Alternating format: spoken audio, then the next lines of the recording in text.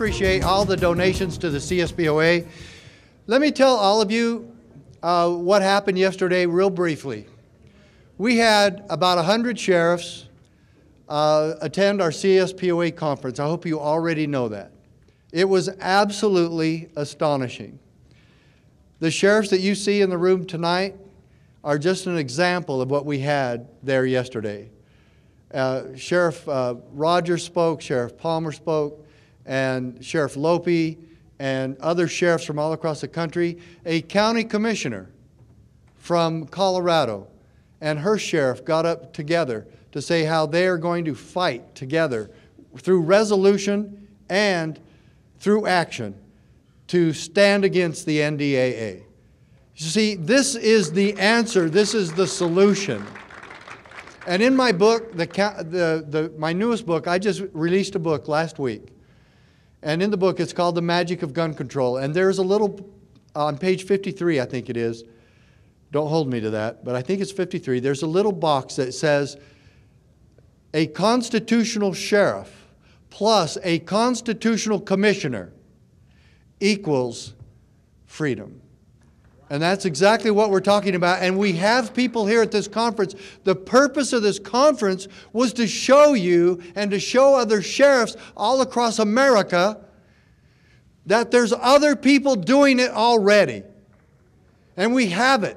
And you know how long Sheriff Dave Mattis, we're talking about decades ago that he was already a constitutional sheriff. Interposing and putting himself, we did not teach sheriffs how to campaign. We taught them how to keep their oath. And that's all this conference was about. You know how many times I've heard Sheriff Glenn Palmer get up and say, I took an oath and I take it seriously. That's all this was about. Honest integrity.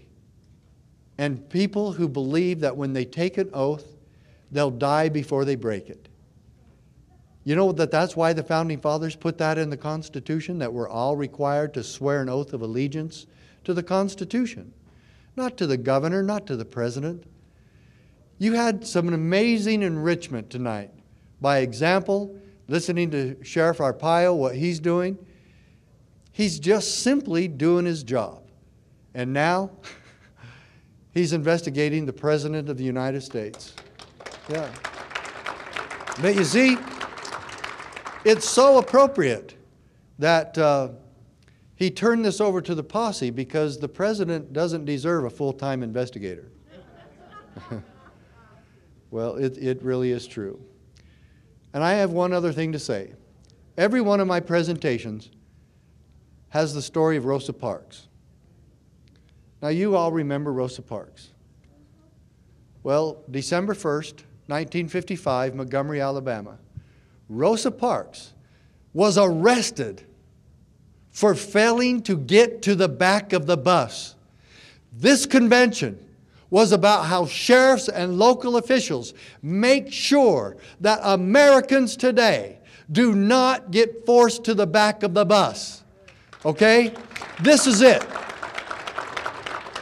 We haven't stopped forcing people to the back of the bus. We actually have a country now, and public officials, especially the ones in Washington, D.C., who actually will come up to us and say, we don't arrest Rosa Parks anymore. Look how good we are. But we will arrest farmers who don't pasteurize their milk. We will go in and destroy their entire livelihoods. We will destroy all their products, and we will do this in front of their children. What heroes we are, assuming the role of protecting people from a far superior product than the one they can buy in the grocery store. Have we come very far since Rosa Parks? We have gone downhill. Yeah, we don't force people to the back of the bus and arrest them, but now we do worse.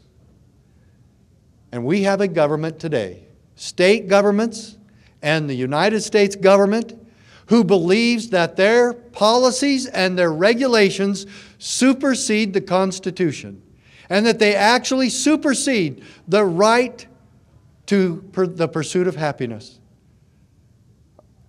This is how far our country has gone. And there was a few of us, Clyde Cleveland, and Mary, and Tanya, and Angela, and my wife, and Bobby, and Todd, who all got together 3 or 4 months ago and said, there has to be a solution. And we said, you know what? I told them, I said, I've been wanting to have a constitutional sheriff convention for a long time. And they said, Sheriff, we don't have time to have this, do we? And I said, no. And I said, but let's have it January 30th anyway. And they said, we probably can't do it. And I said, let's try anyway. And you know what every one of them said? Okay. This is going to be impossible to do. So we need to get started right now. And let me tell you,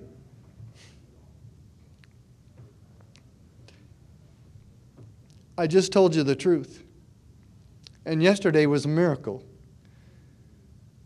And Laura Bledsoe was there. And now we got to make sure that she's protected in one little thing: life, liberty, and the pursuit of happiness. And we have 100 sheriffs that were there yesterday that know and understand that duty. And now we need you to get involved in this holy cause. And I have one other tiny little announcement. About 3 months ago, I went to a meeting from GO, G-O-O-H, Get Out of Our House. And I thought I was just going to a meeting because there were some friends there that asked me to go, and it turned out being a nomination meeting. And so to make a long story short, I'm now running for United States Congress in Texas. Yeah. And I'll tell you what. Thank you. And now we've had a lot of you helping us pay for the CSPOA, and now the CSPOA is over. So there's a jar back on my table. Fill that up for the Sheriff Mack for Congress. Thank you so much.